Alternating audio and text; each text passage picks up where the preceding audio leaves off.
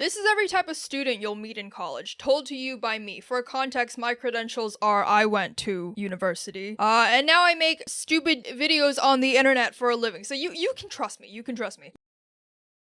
You know this person before you meet them because they viewed your LinkedIn profile 5 times, treats every lunch line and bathroom stall as a networking opportunity. They could be doing econ, they could be doing STEM, it could even be communications. It doesn't really fucking matter, to be honest. Their whole personality is them asking you, what internships have you applied to?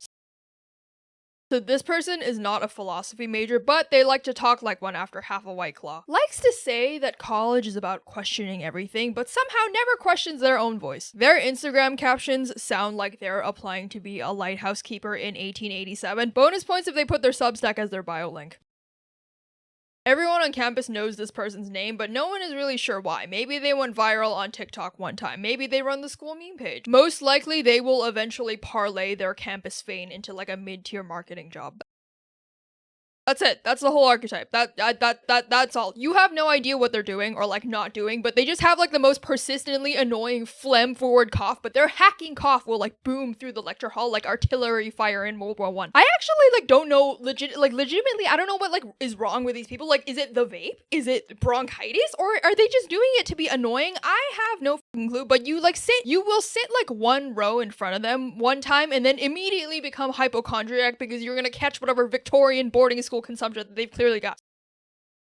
So this person shares a dorm with you or like has the room next to yours, but you only know they exist through sound. So like drawers slamming, keyboards clacking, wet coughing at 3 a.m. Maybe once in a blue moon you'll hear the bed squeaking, right? But like you don't know who they're dating or like hanging out with. You don't know jack shit about this person, okay? Like even though you live in such close proximity, such close quarters, I have no idea. Like when they graduate, you realize that you've never once seen this person in daylight. So this girl has been in like a year-long talking stage with someone who doesn't know her middle name, walks around campus like she's in a music video about unrequited love. Every time you talk to her, she's finally done with him. Until next Friday. This person took a year off to find themselves, comes back sounding like a fucking motivational TED Talk speaker. They probably claim they've achieved like spiritual enlightenment abroad, but like they still can't really do their own laundry, and they just keep talking about this like one trip that they had in Peru. Their final year will probably be spent trying to turn their gap year journal into like a podcast. And since we're on the topic of gap years, you know what the Asian version of a gap year is? A master's degree, which brings us to the next archetype. Because if they're Asian, this is their gap year, okay? Because backpacking through Southeast Asia is for white kids named Connor. Asian parents call it a master's program and they pray you meet a dentist in the library. So this person, right? Obviously not everyone that does a master's is Asian. Obviously not, right? But like masters, this person, right? This is basically like the same shit of like avoiding being in the real world. But instead of like taking a year off, you'd rather like pay 40 grand to like keep haunting the same campus buildings in different hoodies, right? They might claim that they're specializing, but really they're just hiding from like LinkedIn recruiters and adulthood. Bonus points because your parents think this is prestigious. It might be. It's probably not. It's a gap year with the university watermark. So this person is like technically a student, right? But they're like functionally running 6 different side businesses from like a dorm desk, like drop shipping empire, probably like 3 failed Figma mock-ups for like apps and like an unpaid intern that they probably met on like a Discord server. Will graduate into bankruptcy, but like with entrepreneur in the Instagram bio. Probably arrives in first year driving a car that costs more than like the dorm building and lives in like a luxury condo off campus with like marble ivory countertops. You might see them occasionally in class, but if you sit behind them in class, you'll realize that the entire time they were looking up like flights to Mykonos that like overlap with finals. They'll probably graduate without ever setting foot in the campus library, yet somehow have the dean's personal number saved as like uncle on their phones. So contrary to the last archetype we discussed, this archetype actually came here to learn. Obviously, international students, this is like a huge group of people. You can't generalize. The only thing that you can generalize is that they will tell you about like their insane visa process that feels like they're applying for parole every semester. This person never has the textbook, never contributes, shows up late, copy and paste your answers, and somehow gets the same grade as you. Fuck my life. If you talk to them, they only speak in like vague affirmations like, yeah, that's true, or yeah, that's a good point, I agree with you. I mentioned this phenomenon in an old video, but I'm gonna talk about it again because I can. So what's gonna happen to you inevitably is two members of your like very tight friend group are gonna start dating, right? And at first you're gonna be like, it's fine, like, okay, this is fine, like, this is fine, they're happy, you know, we're happy, like the group dynamic is fine, they're not gonna break up, kidding, of course they break up because they're like 20, and now you all have to pick sides like children in a divorce. Group dynamic immediately fucked, right? Every hangout is like couple session or like a hostage negotiation. Inside jokes die, weekend plans become tense joint custody agreements. So this student, probably in their mid-30s, maybe their 40s, they're in the same seminar as you, already has a mortgage and a failed marriage, but is sitting next to 19-year-olds discussing the Odyssey, and that's okay. Good for you. But you think you have existential dread? You don't fucking know existential dread like this guy. You think you know day in, day out? The plain fact of the matter is that you have no clue what day in, day out really means. Not like this fucking guy. So this person is meant to be like a responsible upperclassman, right? Instead, they're your first experience with workplace abuse. This is basically a guy that's like power tripping on like $150 a month rent discount. So this person is gonna be the person living directly upstairs from you. That is where they're gonna live. It's gonna be the person immediately upstairs from your room. They have a squeaky bed frame, and you can tell, you can hear it because they love bouncing around on it all the time. You can hear them having fun, jumping up and down. And as a follower from that, we have so, this person, every friend group has one. It's the person who delivers unsolicited field reports on their extracurricular activities, likes to tell you where, when, with whom, and at what angle, all over brunch like they're reading a weather forecast, okay? This person talks about their personal life with like explicit detail, but with like the flat affect of someone giving like IRS audit instructions. Goes into anatomical detail that you didn't know had vocabulary. When you hang out with this person, you'll be like an hour and a half into your conversation with your friend group, and then you'll notice like, why is the cafeteria actually so quiet? It's not normally like this. And then you'll realize that all of the tables around you have actually gone silent because they've been eavesdropping on your conversation this whole time. This has happened to me. This has personally happened to me multiple times. Probably runs like a podcast from like the dorm laundry room. 90% of the time is like two guys explaining geopolitics that they don't really understand while vaping into like an $18 mic. The other 10% is them begging for Patreon subs. By the way, if you're watching this video, then odds are you're currently in college, and odds are you have to write a lot of papers. And one tool that you might find really useful is the sponsor of today's video, Jenny. Jenny is a researching and writing assistant designed specifically for high-level academics and researchers. It helps you cite, organize, and reference information, and it also helps you automatically list those citations at the bottom of your document. Jenny has over 2,600 citation styles available, and if you've ever been in college, then you know how useful it is to have a tool that can help you with citations. There literally is no worse feeling than finishing an entire essay at like 3 a.m. in the morning, because let's face it, odds are you are doing it last minute, and then realizing that now you have to like format all of your citations and make sure that they're accurate. They also have specific features that makes citations even easier. For example, the citation recency filter, which lets you filter the date from which Jenny suggests citations, or the cite button, which lets you pull a citation in your text editor, which is really helpful when finding supplementary citations for your arguments. Sign up for Jenny today and use my code Crystal20 to get 20% off. The link is up there and also in the description. This person prescribed Adderall at 12 years old, never looked back. Their bloodstream, 40% stimulants, 60% Monster Ultra Zero. Probably writes 10,000 word essays at 3 a.m. that make the professors cry. Okay, so this next one is more like a major city university archetype, so like New York, London, Paris, Berlin. So officially, right, this person is studying like media studies or something nebulous like fashion curation. But it's more like a visa justification than an actual career path. Their dad's either like an oligarch or like a tech founder or minor royalty. They basically have infinite funds, but they like to cosplay starving artists for clout. Always in Chanel, Acne Studios, vintage Vivienne Westwood. Definitely living in a $5,000 Soho loft with like exposed brick and concierge. This person knows every gallery opening, underground rave, artist dinner, despite having never painted, sculpted, or filmed anything in their life. Their art is networking. This person doesn't really produce a lot of culture. They kind of just orbit it, even though they want to produce culture. And because they're in London / New York / Paris / Berlin / insert whatever metropolitan major city, because the art scene there is like still niche enough, this archetype is like omnipresent at like every vaguely cool party that you attend. So this is like the person in their class that will just suddenly drop the fact that they're married in like your 3rd semester together. So you're like 4 group projects in, maybe you've had lunch with this person, they'll suddenly be like, oh yeah, my husband and I went to that the other day. And you'll be like, wait, hold up, what the fuck? We worked on like, we did like 5 presentations together. How am I just learning this right now? So this archetype exists and appears because college is like the safest petri dish for like wannabe power players. It's usually like middle to upper middle class kids raised on like a diet of "you'll change the world one day" speeches. They were probably like debate club president or like mock UN participant, or voted most likely to become prime minister in the high school yearbooks. And university gives them like low stakes arena, i.e. student government, campus newsletter, model UN, generic policy societies to rehearse real world dominance that they crave without true consequence. Basically always dressed like a baby politician, but in reality they're just argumentative and contrarian.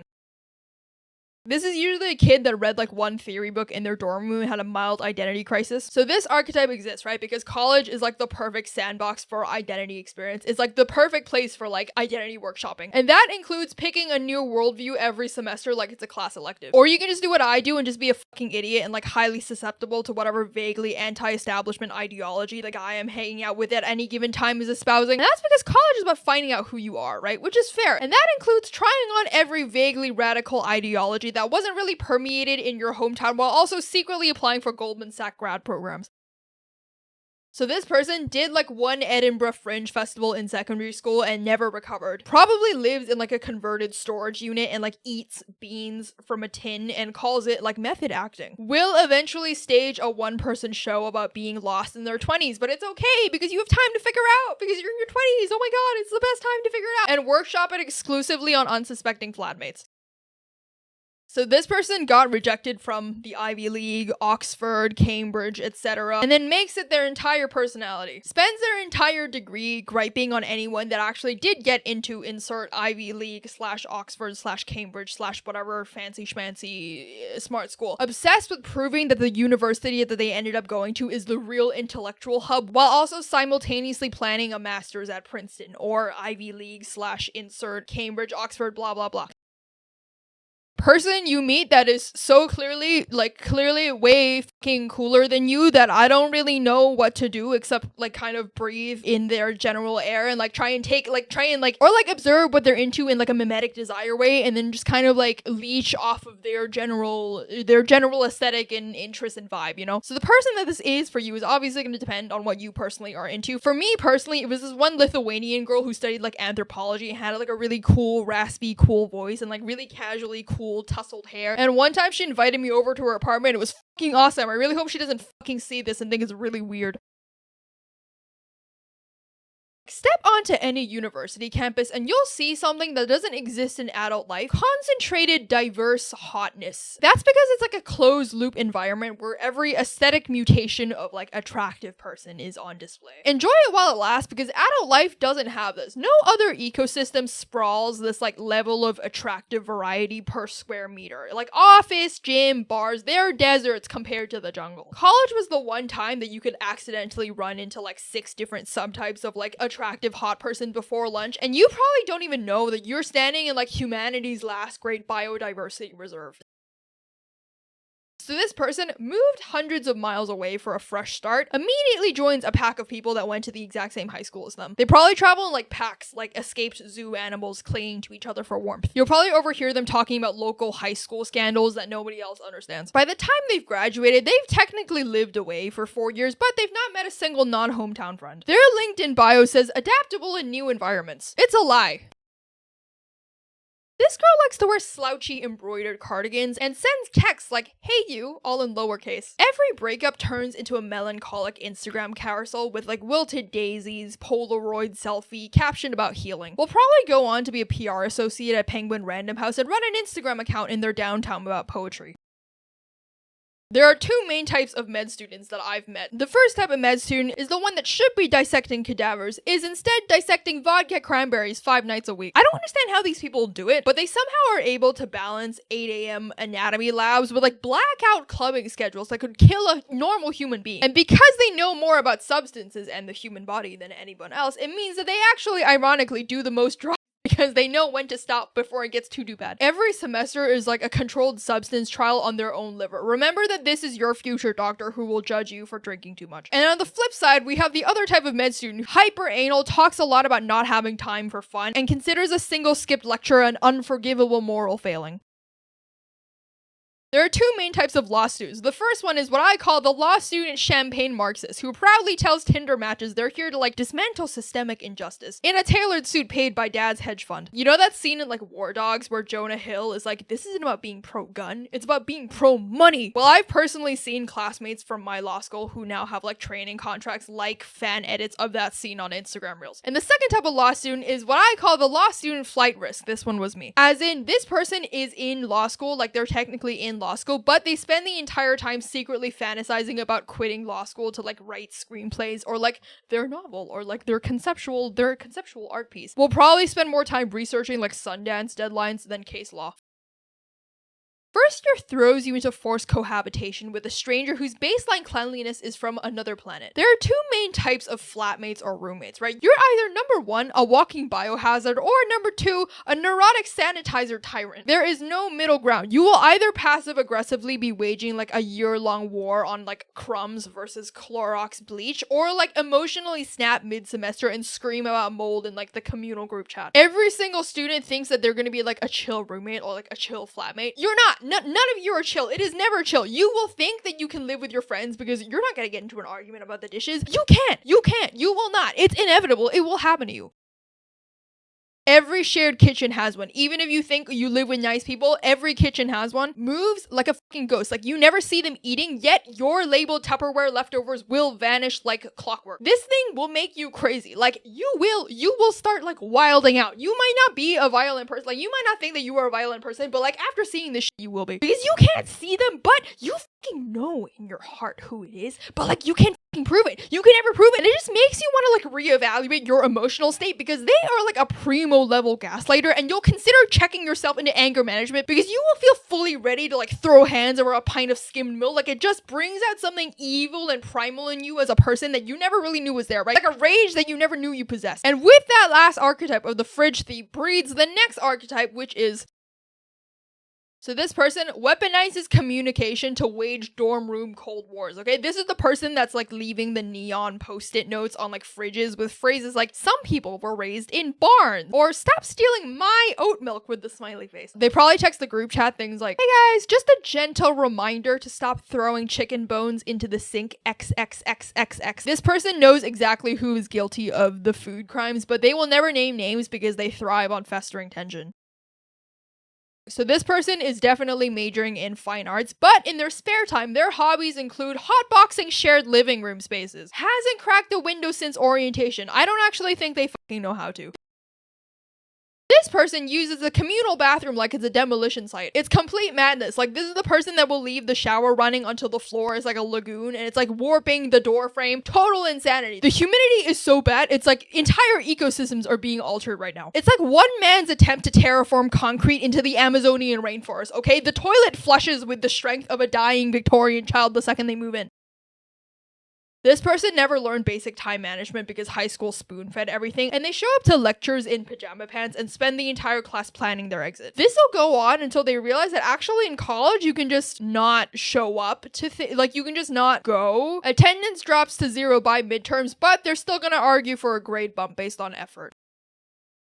Okay, so for this next one, I saw a post that was deeply accurate, and it's that people that identify as like former gifted kids that I could have done a PhD, but I burnt out is the same flavor as like former student athletes who tell you that they could have gone to the Olympics if it wasn't for the injury. So you know this person. They spent their childhood identifying as the smart one, right? Excelled in every class, which made them feel good. They identified as the gifted kid, which probably meant that they got into like a really good university, and in that university, they realized, oh wait, everyone here was also valedictorian of their graduating class, spirals into an identity crisis, and then has like late night rants about not living up to their potential. And I just mentioned it briefly, but I'll talk about it again right now. In the same group as this, but with brawn instead of brain, we have this is the high school star athlete who might have been recruited to college teams or like playing professionally, but they never really cracked top roster. May or may not wear branded team gear constantly to like remind people that they were a big deal. Talks about that one scholarship offer like it's still pending.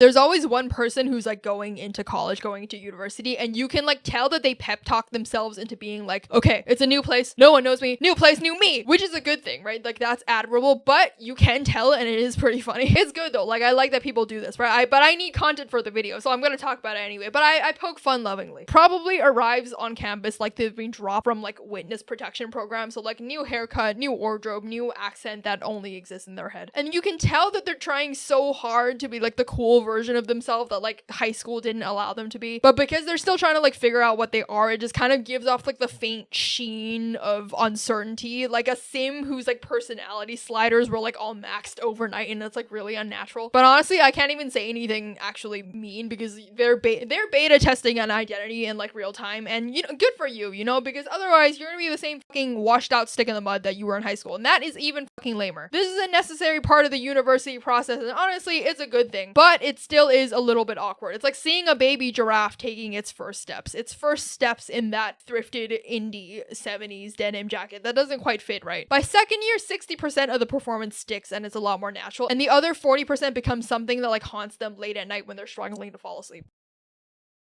There's always one person that likes to announce in week one that they're not here to make friends, they're here to focus. I actually can't believe that these people exist. I've met a few of them personally, and it's fine to lock in, right? Like, it's fine to, like, good for you, you know, lock in. But, like, I can't actually believe that anyone thinks it's a good idea to announce this. This person moves through campus, like, they move through campus hostilely. Is that a word? Like, their walk is hostile. Hood up, headphones in, probably listening to, like, the audiobook of, like, Atomic Habits or some shit. Diary of a CEO, maximizing their time, you know, maximizing their value. And when they are forced to socialize, for example, in a group project, they'll speak in like these little clipped, little short sentences that make you feel like every interaction is like them being held at gunpoint. Ironically, they probably spend more energy avoiding people than it would have taken to just have like normal human interaction. So this person, you will never speak to them. They exist solely as like an object of silent desire and communal worship, you know? They're always perfectly sat like diagonally across the room from you at like perfect ogling distance, you know? Like glowing faintly under the strip lights like a beautiful fluorescent angel. Every term you imagine like a meet cute where they notice that you exist, or like you're matched together for a project and you fall in love with them. It's never gonna fucking happen. After finals, they vanish from campus like a mirage, you know, leaving behind only the faint memory of their perfect jawline and the one Instagram handle that you will never dare to follow. Watching this person is like how you will survive the boredom of lectures. It's like the same scenario as like what my friend taught me about how I should watch football. Basically, the context here is one time I was in a pub and I didn't know what the fuck was going on. It was boring as fuck. I'm really sorry. What she told me was like, if it's really boring and you don't know what's going on, all you need to do is basically pick one player on screen that you think is hot and you have a crush on and just watch them. That's the approach that you should be taking in this lecture hall. This person never once listened to a single word of the lecture. Every single class, they're like visibly doing something else, like online shopping, editing an Instagram carousel dump, or like playing fucking Crash Royale, you know, or even better, chess.com. But they still somehow show up to every lecture, every time, sitting dead center like a paid distraction. Yeah, that's it. That's the archetype. It's like a guy who is chill, actually. Like a fun, chill guy. He's chill. Chill with everyone. You know, students, professors, janitors, baristas, even campus police. And he's not like a try-hard either. He's not really like a kiss-ass. He's like genuinely a nice, approachable human being. They can probably get you into like any event because they're invited. They know every campus shortcut. Professors invite him to lunch like he's a colleague. If you ask like 500 random people on campus who he is, at least like 480 of them will be like, oh yeah, I know that guy. He's really nice. This guy is like proof to the theory of like the friendship paradox that like your friends have more friends than you. So this girl, you've never met her before, you will never see her again, yet she knows your entire life story by the time that she's helped you reapply your mascara after you're smeared it all over your face crying in the bathroom stall. There truly is nothing better or like nothing sweeter and more angelic on this barren, terrible earth than like a girl who's like 6 tequila shots in and is determined for you to have fun. You can always tell that they're really, really drunk but like really earnest, and they're always like, no, you're not having fun, it's really cute. And after after you meet all of these different types of students in college, you'll realize that college isn't a real place. It's a transitory habitat where every dorm, sorority, apartment is emptied and repopulated like a rented fish tank year in, year out like clockwork, like an inevitability. Friendships bloom fast and die faster. Relationships even more so. By the time you graduate, there's no trace that you ever lived here. Just new faces circling the same parties, making the same mistakes, thinking it's all permanent. And you'll graduate and get your first job and realize that college is wasted on the young. Because you will never again meet that many different kinds of different people. Different hot young people willing to waste hours just sitting on the floor of your room laughing about nothing. So enjoy your new job, where you'll be the youngest and hottest person in the building. Mostly because you're one of 2 people under the age of 45.